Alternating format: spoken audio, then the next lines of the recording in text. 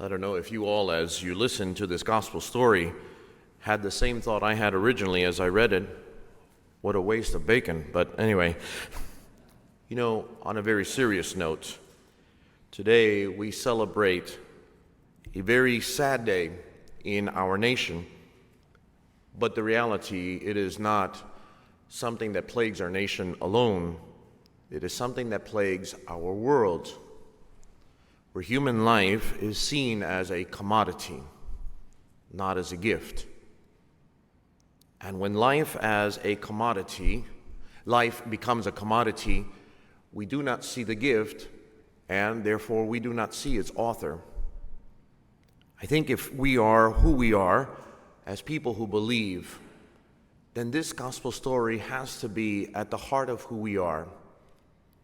That even the most terrible people, even those who we might assume are possessed, and no, wives, your husbands are not possessed, whoever it is that we find or think somehow is absolutely lost, for me, this gospel is a reminder nobody is lost if we accept, if we acknowledge, and if we see in Jesus Christ who he truly is.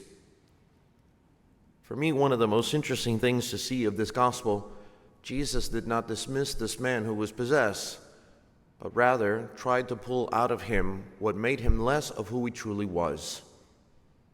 And perhaps maybe as people of faith, this is where we ought to start, in seeing not enemies, in seeing not beasts or monsters, although it is very difficult sometimes, but to see what God is able to see, a human being.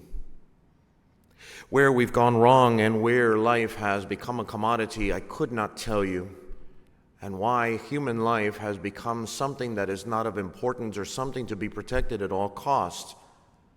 Most people see, and we don't have to even touch the subject of abortion. All we have to see is the so many nursing homes and assisted living facilities that contain therein human beings that I would say, in my opinion, have been forgotten, have been disposed of. And if what we celebrate today, which is the protection of life, then that means that from conception to natural death,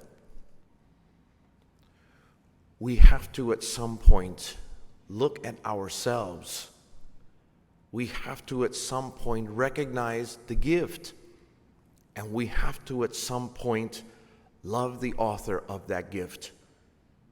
And when we do that, then this gospel makes all the sense in the world. What does someone who has been liberated in the way in which we hear the gospel story today want to do? Come ever closer to Jesus Christ. These are the last lines of the gospel. As he was getting into the boat, the man who had been possessed pleaded to remain with him. Who wouldn't? When we come to the fullness of truth, when we come to know Jesus Christ, my brothers and sisters, there's nowhere else to go. And perhaps being close to Jesus does not mean necessarily a physical closeness, but rather listening to what Jesus says to this man: go to your family and announce to them all the Lord and his pity has done for you.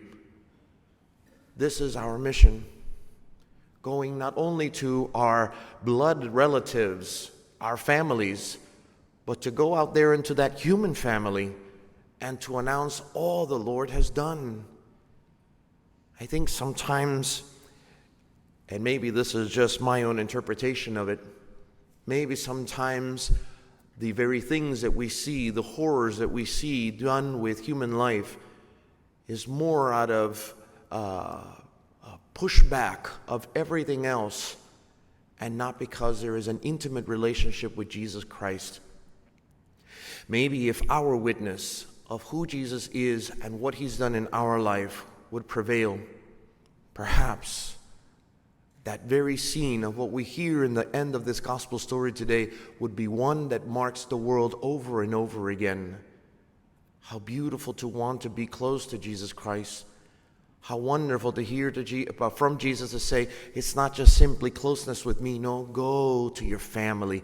Go and proclaim. Show others as a witness of what I have done for you. God is working constantly. And if there is something that we should never, ever give up on, if there is something that we should never take heart from and say, why bother, is that God never gives up. God doesn't stop working. God doesn't stop manifesting in all of our lives, even in those we sometimes might believe are either possessed or unworthy of his love. We all are, because human life is to be protected from conception to natural birth. Whatever their signs read, whatever their actions have been, they are still loved by God. And perhaps we need to remind them of that. Remind them of what that gift looks like. Remind them of who the author of that gift is. We have a long road and a lot of knees that need to bend to continue praying. We've come a long way, and there has been a lot of progress in what has happened, but there is still much to be done.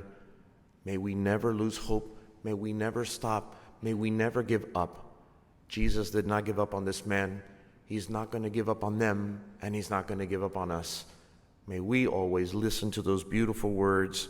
Go home to your family and announce to them all the Lord in his pity has done for you. He did that then and is doing that now in all of our lives. Amen.